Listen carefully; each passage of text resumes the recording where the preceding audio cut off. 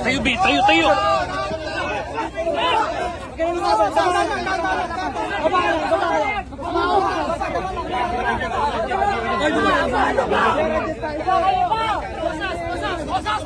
Palikod yan, palikod po lahat, palikod.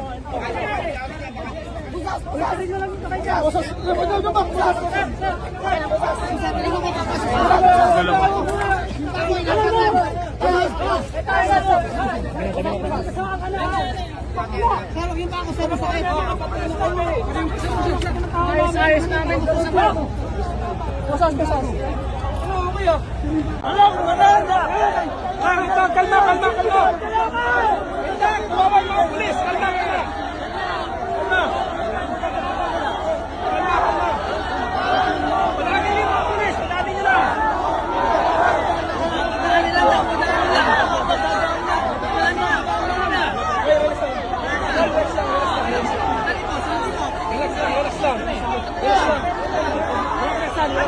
Kasi kayo!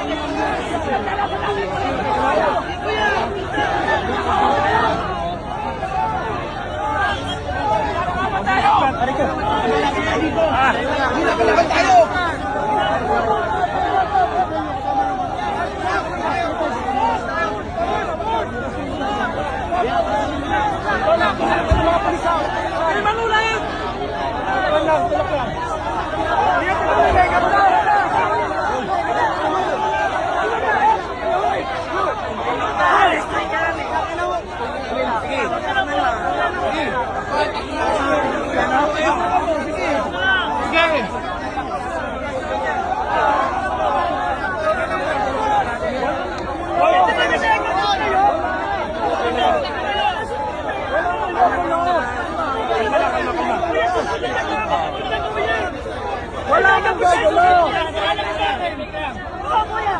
May megaphone kayo? Sinusunod na din sila yung mga.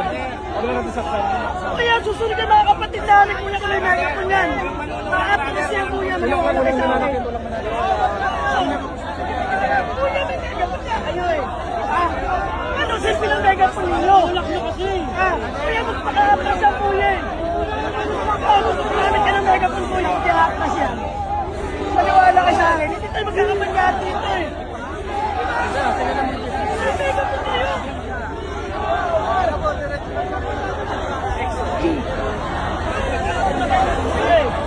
Ano silbi ng megaphone ninyo?